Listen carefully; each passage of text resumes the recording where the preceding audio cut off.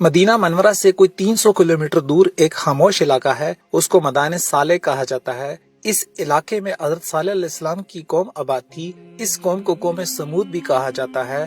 یہ قوم حضرت ہود علیہ السلام کی قوم کے ہم عصر تھی۔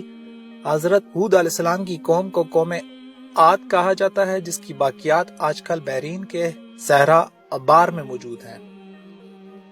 سامعین، قوم صالح یا قوم سمود نے اللہ سے کفر کیا۔ وہ بہت لمبے چوڑے اور طاقتور تھے۔ انہوں نے پہاڑوں کے اندر اپنے گھر بنا رکھے تھے جو کسی بھی موسمی شدت کا مقابلہ کر سکتے تھے۔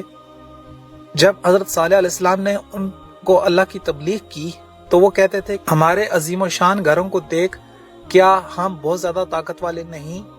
کیا ہمارے مقابلے پر کوئی اور قوم ہے؟ اگر ہے تو اس کو لے کر آؤ۔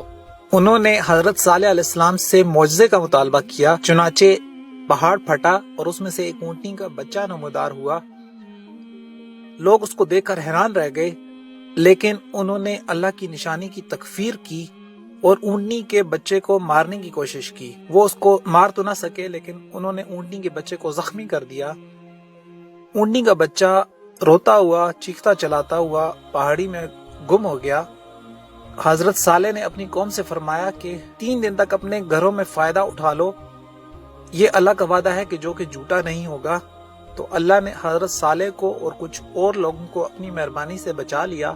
اس قوم کو ایک سخت چنگاڑ نے آ پکڑا، وہ اپنے گھروں میں اوندے پڑے رہ گئے۔ فرشتے کی وہ چیخ یا چنگاڑ اتنی شدید تھی کہ ان کے کلیجے پھٹ گئے اور گھروں میں پڑے پڑے ہی ہلاک ہو گئے۔ وہ جتنے بھی طاقتور تھے لیکن اللہ سے زیادہ زوراور نہیں ہو سکتے، بے شک اللہ برتر اور اعلیٰ ہے۔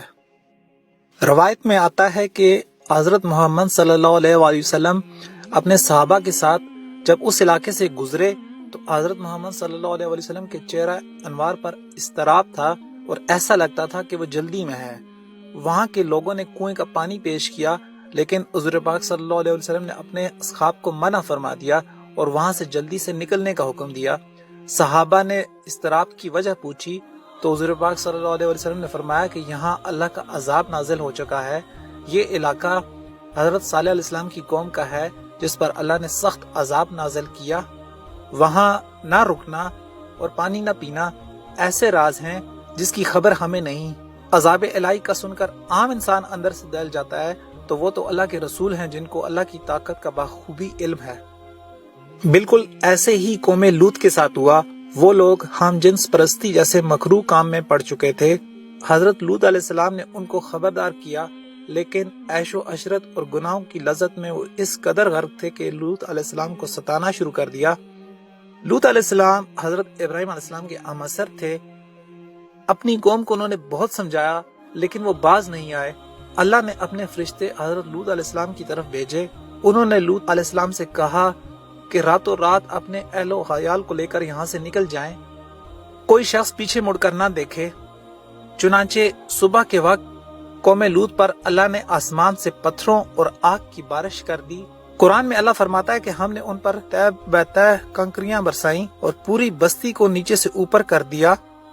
آج جدید سائنس نے بھی اس بات کو ثابت کر دیا ہے کہ جب یہ قوم زمین پر تھی تو اس وقت آسمان سے شہاب ثاقب کی بارش ہوئی تھی۔ وہ پتھروں کی بارش آگ کے بگولوں کی طرح اس قوم پر نازل ہوئی۔